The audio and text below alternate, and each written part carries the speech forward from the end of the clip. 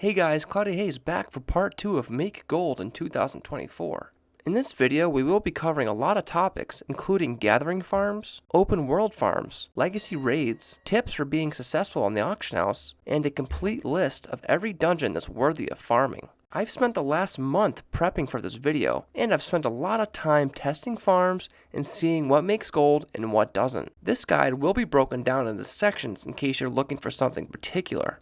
To start with, we have two different gathering farms. If you don't have the add-on GatherMate 2 and GatherMate 2 data, then you should definitely download that before starting any gathering farms. First on the list is the Dreamleaf farm. This farm can net you between 10,000 to 12,000 gold per hour or more, depending on your speed and RNG. This is located in the Broken Isles in Val'sharah, which is the Legion expansion. This farm is pretty straightforward. You just fly around the zone of Val'sharah collecting Dreamleaf. You will need to have at least rank 1 of Dreamleaf for it to be efficient. You won't need ranks 2 or 3 since they don't help you get more Dreamleaf. Rank 1 doesn't take much time to get either. In order to get rank 1 of Dreamleaf, all you need to do is keep gathering. Keep gathering Dreamleaf until you get a quest. Once you get the quest, it will have you head to Dalaran to the herbalist, and then back to Val'sharah to farm more herbs. You will need to return to Dalaran once more to turn in the quest, then you're all set, and you can start farming. When you're gathering Dreamleaf, sometimes a Nightmare Creeper ad will spawn. This is good. Kill it and get a huge bonus of Dreamleaf. Getting those ads to spawn is how you will make tons of extra gold.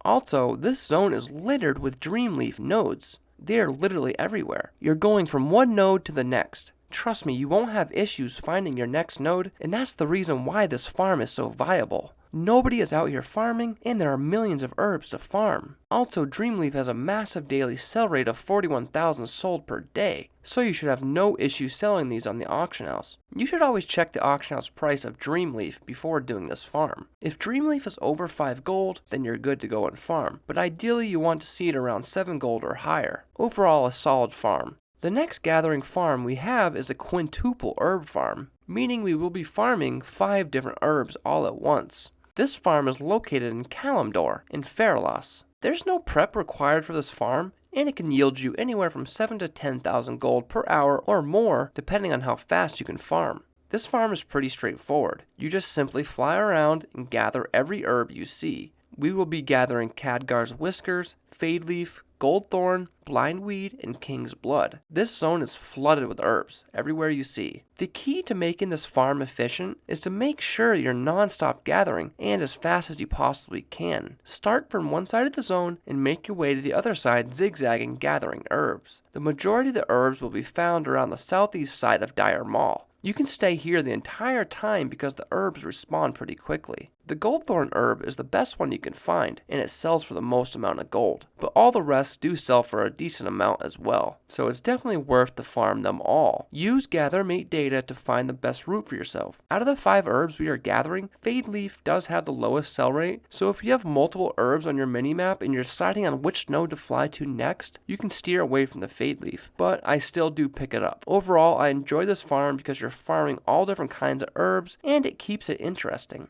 Next up, we have 3 different battle pet farms. 2 of these pets have a low drop rate, but don't worry, the first pet is fairly easy to obtain and shouldn't take you that long. First battle pet on the list is the tiny crimson whelpling. This pet sells for 70 to 100,000 gold and should only take you 20 to 40 minutes to get. This farm takes place in the wetlands in the Eastern Kingdoms. We will be farming red dragonkin at this exact location here on my screen. The coordinations are 67.3 to 47.2. There is a battle going on between Ebon slave hunters and Dragon Maw whelp stealers. Around 4 of them meet at this point to wage war with each other. They spawn roughly every 15 seconds, so you don't even have to move. The faster you kill them, the faster they respawn. I got 2 whelplings in an hour last time doing this farm. You actually can kill both sets of mobs here, as they both have a chance of dropping the pet. The slave hunters have a 0.05% chance of dropping the pet, and the whelp stealers have a 0.02% chance of dropping the pet, so it's definitely worth it to clear everything at this location. This may seem like a low drop chance, but you kill a lot of mobs quickly, so it doesn't take that long to get. It should be a maximum of an hour to get one, but I doubt it will even take that long. Overall, one of the best pet farms out there. Next battle pet we will be farming is actually a double pet farm. We will be farming the Emerald Whelpling and the Sprite Darter Hatchling. This farm is also located in Kalimdor in the Feralas. head to the northernmost point of the zone. The coordinates are 49.6 to 8.6. Here we will be killing noxious whelps. The noxious whelps do not hyperspawn, so you need to make sure you're doing the route correctly if you want to always have something to kill. It's best to kill as many adds as you can for the first minute, then loot and kill for the second minute. You do have 2 minutes until loot disappears. This way we're not stopping to loot as much. The faster you kill, the faster they respawn. If you have the option to loot something, then kill an add nearby, do it in the other order. Kill, then loot. Start by killing as many of them in this area here, then when you don't see any more spawning in this area, start heading around the lake killing the next section of whelps. Then quickly hop onto your dragon rider and zoom across the lake back to the main area and repeat. This spot has a chance of dropping both pets. The drop rate is especially low on the sprite darter hatchling, but since you have a chance of getting both pets, it makes this farm that much better. Both pets sell for a good chunk, close to 100,000 gold. Next up, we are going to go over a handful of open world farms. Some of these farms are better than others, but in general it's good to know different open world farms for when you're capped on your 10 instances per hour, and it's good just to know different farms. First farm we have is located in the Barrens on the north side. This is the Sludge Fen farm. This is a very simple farm. You just run around killing the Venture Co goblins. Just run in a circle around the pond killing the goblins. You can run the entire ring in about a minute. So what I do is usually run around once just killing, then on my second pass I kill and loot. This way you are not stopping to loot as much. Just make sure your loot doesn't disappear. You don't want to miss a valuable item. This farm drops a lot of gray and white items that can be worth a lot of gold. You will also find a lot of patterns and green BOEs as well. Overall, this is a decent farm. Items here might take a bit to sell though, so just keep that in mind. Next up for open world farms is the Graves farm. This farm is located right outside of the dungeon Zul'Farrak in Tanaris. All you do is run around and click on the sand graves and kill the zombies that come out. You can run around and click up to 2 rows of graves and then gather them all up and AoE them down. This farm drops a decent amount of green BOEs, and the graves respawn fast enough that you'll never have downtime. I typically only do this farm to kill time in between Zul'Farrak farming. If I get my 10 Zul'Farrak runs done in 45 minutes, I'll farm graves for 15 minutes. Overall, this is a pretty decent farm. I would definitely recommend trying this out. Next farm on the list is one of my favorite farms. This is a current tier farm located in Onaron Plains in the Dragon Isles. We will be farming Tuft of Primal Wool, a crafting reagent. These sell for 600 to 800 gold depending on the day, and you can easily farm 20 to 30 per hour or more. Wild Cliffhoof are the mobs we will be killing during this farm. They are a yellow mob, so you will have to aggro them. This is the area where you can find wild Cliffhoofs, and tons of them at that matter. Sometimes they roam in packs of 2 or 3 as well. The best way to do this farm is on a range class that has good mobility. You want to pull as many of them as you can. The more you kill per hour, the more gold you can make. You want to be killing bare minimum 3 to 4 at a time, but aiming to pull 10 plus if possible. The primal wool will drop every so often, and sometimes you will get 2 at a time from larger pulls. During this farm, you will also run into another mob called Hornstrider Runners. Make sure to kill them as well. They drop another crafting reagent called Tall Strider Sinew, which sells for 2 to 300 gold depending. Don't go out of your way to kill the Hornstriders, but if they come running along, pick them up as well. Overall, this is an amazing farm that will yield you a lot of gold, and maybe one of the best farms that might be in this video. The Primal Wool and the Tall Strider Sinew will sell within the day. At the end of your farm, you will make a decent chunk of gold from vendor junk items, which is a nice bonus. And you will also find green BOEs while farming the Primal Wool. These will sell for a few thousand gold in the auction house, no issue. Next, we have an old school farm that's been around for a long time. This farm drops tons of items, so I figured it would be a good one to share considering it's nearing the end of Dragonflight expansion, and transmog sell rates are way up right now. This farm is located in Thousand Needles in Kalimdor. Head to Thousand Needles and fly far southeast to a cave called the Admiral's Den. We will be farming the Den Womper mobs for green BOEs and other items. You will fill up your bags pretty fast here with some expensive transmog items. There are also a bunch of different sets that drop here, such as the Saltstone set, which can sell for a nice chunk. Depending on the slot, the Saltstone set can sell for 20 to 30k per item slot. This farm is as basic as it gets. Just run around the cave killing and looting. I usually do 1 lap of straight killing and no looting, then on my second lap I kill and loot. That way you don't have to stop to loot as much. The faster they die, the faster they respawn, just as usual. They do respawn fast, so you won't have any issues finding mobs to kill. This farm can be done as a solo farm or in a group. A group will definitely yield you more and cause the mobs to respawn faster. But overall, this is a solid farm, and this will definitely expand your auction house with a wider variety of items. Next open world farm we have is located in the Outlands in Terracar Forest. We will be farming the lithic mobs at this camp you see here on my map. Just head over to this location and you will see 3 little purple huts. The lithic mobs will spawn all around these huts. Just run around and kill them as fast as possible. A ranged DPS class with a lot of speed works best here. We will be farming them for the Arakkoa feathers and the occasional green BOE, but mostly for the feathers. You can make around 10k per hour at this location. Most of the gold will be made from the feathers. We will be selling all the feathers in the auction house for straight up gold, as well as all the green BOEs we get. Overall, this farm can be fairly decent. Next up, we have a dungeon farm. This farm is pretty well known and has been around for quite some time. I decided to put this farm into this guide because when I went to test it out for this video, I was quite surprised with the results. We will be farming the Vortex Pinnacle dungeon in Uldum, located in Kalimdor. We will be making our gold from green BOEs and volatile air through this farm. There are some blue BOEs that drop here as well, but most of them are only worth a few hundred gold. After 20 minutes of running this dungeon, I had collected roughly 150 volatile air worth close to 4,000 gold, which is pretty solid.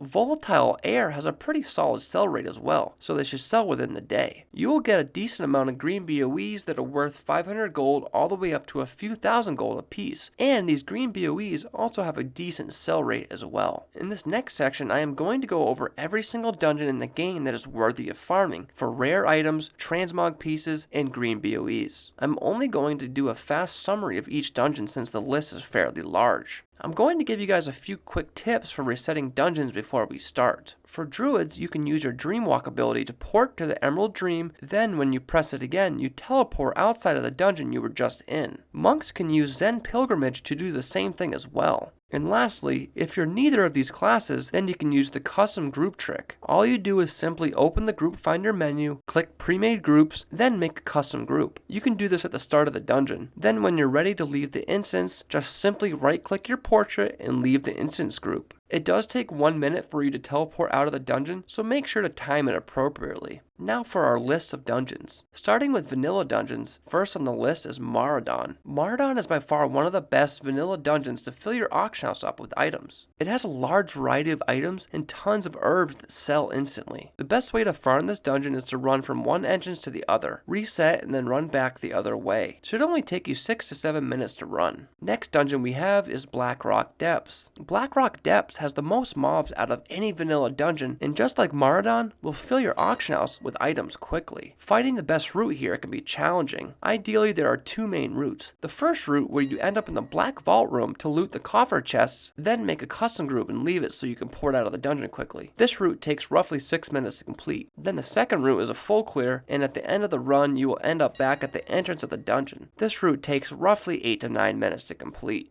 Next dungeon on the list is Lower Blackrock Spire, also known as LBRS. This dungeon is overall a decent dungeon to farm for transmog items. It's not as good as the last 2 on the list, but it does have some expensive recipes that drop here. The blacksmithing plan's Arcanite Champion that drops from the last boss sells for well over 200,000 gold on most servers. Trying to figure out the best route can be tricky, but after you run it a bit, you will learn it. The whole dungeon can be run in 6 minutes if you're fast. Next up we have Uldumon. This dungeon has a chance of dropping some of the rarest items in the game, such as Papel Fez, Pendulum of Doom, the Jackhammer, and the Miner's Hat of the Deep. All these items sell for millions of gold on the auction house, but the chances of getting them are very low. There are also some plans in this dungeon that are worth quite a bit. If you like to play your luck, this is a good dungeon to run. There are also quite a few chests in here to keep your eyes out for. Next dungeon on the list is Wailing Caverns. Wailing Caverns is something you want to run after you have a good amount of items up on the auction house. I don't recommend starting here if you're new to farming, but this dungeon does definitely have a decent amount of medium value green BOEs. Most people just do half the dungeon up to Lord Cobran, then reset. Notable items are Brohan's Fang and Deviate Hatchling, but overall, Wailing Caverns isn't that great, but worth a visit if you're bored or if you have farmed everything else that's worth farming. It's always good to have a wider selection on the auction house anyways.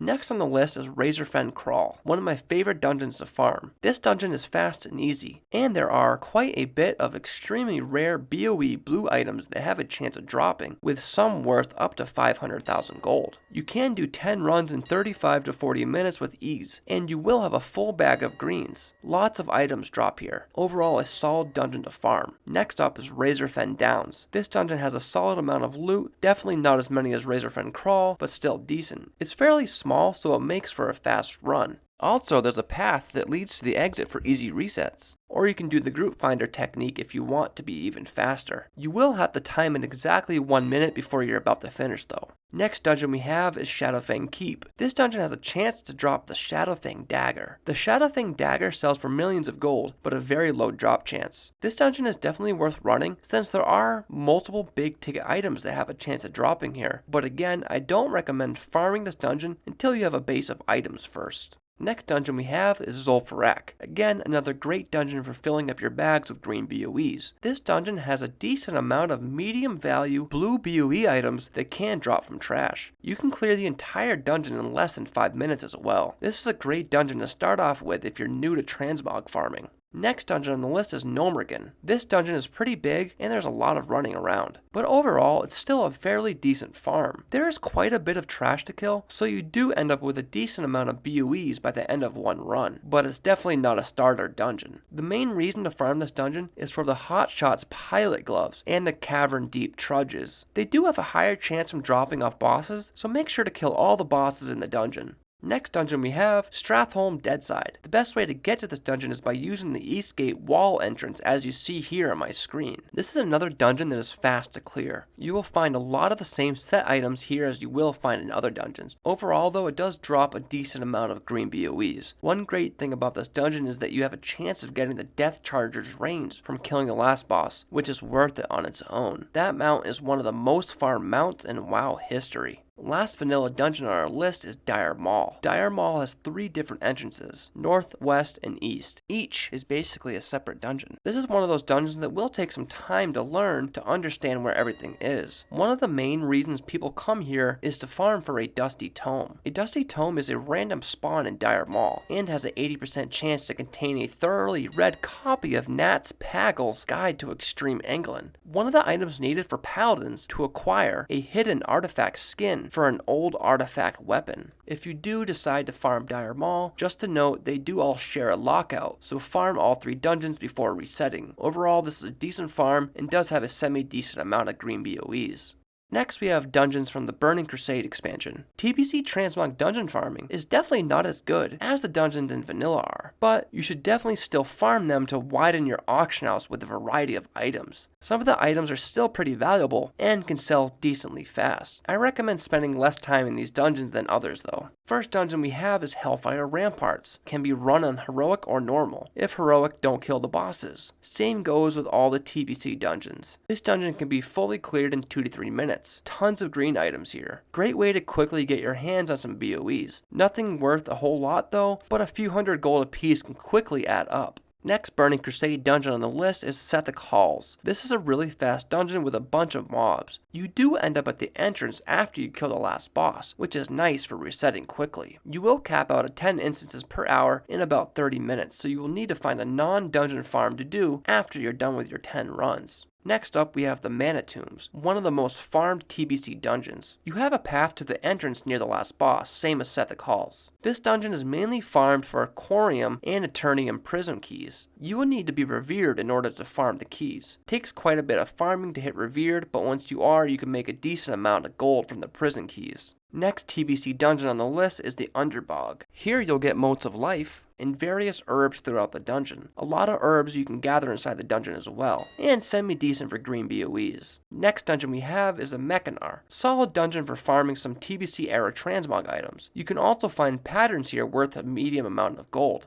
Nothing to write home about, but definitely worth a visit to widen your auction house. Next up, we have dungeons from the Wrath of the Lich King expansion. Not many people farm Wrath dungeons, so selling the transmog items won't be hard. Most of the items are not worth too much gold though. first dungeon on the list is Pit of Saron. The main reason people farm this dungeon is for the Battered Hilt. The transmog in this dungeon is pretty bad. The drop chance for the Battered Hilt is pretty low, but the dungeon has a lot of mobs, so it's not too bad of a farm. Some people say they find 1 every 10 runs on a good day, but it's all RNG, so you can find 10 in 1 run or 1 in 100 runs, you never know. But it's definitely worth it to give it a try. Battered Hilt can sell anywhere from 30 to 80k depending on your server. Always farm this on heroic and do not kill any of the bosses. Next on the list is Halls of Lightning. This dungeon also has a fast way back to the entrance of the dungeon after the last boss, which is convenient. This dungeon is pretty basic and has a medium amount of green BOEs. Overall, pretty decent farm. Next dungeon we have is Gundrak. You can enter through either one of the entrances. You want to run the dungeon in a U-shaped route and leave through the other entrance. You want to skip the last boss as well. Last on the list for Wrath of the Lich King dungeons is Draktheron Keep. Yet again another quick path back to the entrance after the last boss. Nothing to write home about, but drop some greens and a few blue BOE items worth a few thousand gold. That's it for my list of dungeons that are worthy of farming. But don't get me wrong, there are definitely other dungeons in the game you can make gold from, but these are the most notable ones I wanted to share with you guys. We do have one more farm. This farm has been around forever and most people already know about it, but surprisingly it's still very viable to make gold with, so I figured I would share it with you guys. The farm we have is a legacy raid farm, the Black Temple, located in Shadowmoon Valley in the Outlands. We will be farming one small section of this raid, the trash before the first boss. It's very important that you do not kill any bosses here. You will only come in contact with the first boss during this farm, so whatever you do not kill him. You do want to kill the 2 water elementals next to him though, but be careful when doing so. If you kill the boss, you will be locked out until the following week. Make sure to get every nook and cranny of trash all before the first boss, since there are limited mobs, you don't want to miss any, especially the little water elementals. The main source of gold comes from the motes of water. You can turn 10 motes of water into 1 primal water. These sell for a decent amount on the auction house. I farmed 300 motes in 25 minutes, which sold for 4,000 gold on the auction house. But unfortunately, that was 10 runs, and you can only do 10 runs per hour because of the instance cap. So this is a farm that you do for half an hour, then you move on to something else. It wouldn't be very efficient to try to farm this over and over, but you can definitely come back here multiple times throughout the day if you want to, but just make sure to keep yourself busy. When you're trying to farm gold, it's important to be productive and maximize your gold per hour. When you're capped out on your 10 instances, you will have to do an open world farm until the hour is up. Let's talk about some tricks to making gold on the auction house. If you post transmog items at market value, they will probably take a few days to a few weeks to sell as usual transmogs, or you can dump them for a quarter of the market value price and sell them twice as fast. But I only recommend doing that if you're hurting for gold. As you build up your auction house and you're getting more and more items posted, you want to try to post things at market value so we can keep the value of items as high as possible. We don't want to tank the market. If you want to sell transmog items quickly and sell them at max price, meaning at market value, without having to undercut, well, I'm going to tell you how. This technique is kind of a pain in the ass and requires you to log on frequently. You will need to run cancel scans on TSM as much as you can possibly handle. The more the better. I mean, if you sat there all day and non-stop ran cancel scans to make sure your auction is always the top item that will be sold, you will make a lot of gold that way. But let's be real, that's not realistic. Try your best to run cancel scans every couple hours and repost any items that have been undercut.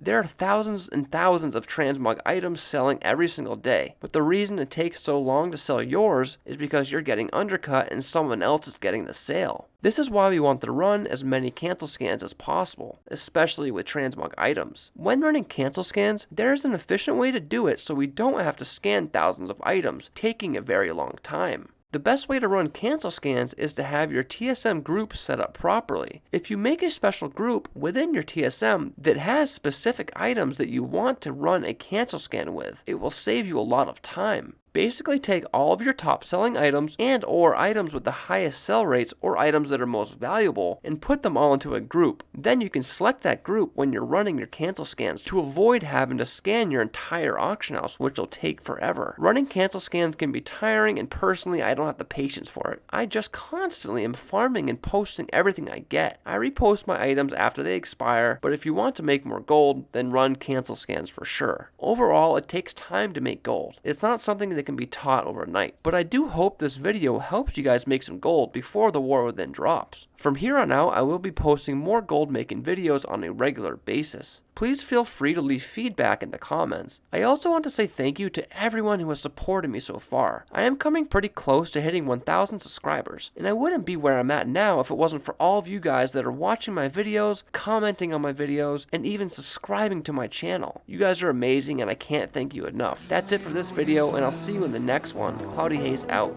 I just need to know what's on your mind. Tell me what you needin'. You can call my name, I'll be around. Dum da da, dum dum da da, dum dum da da, dum dum. The sky is falling. Dum dum da da, dum dum da da, dum da da, dum da da. That will keep you safe and sound. Dum da da.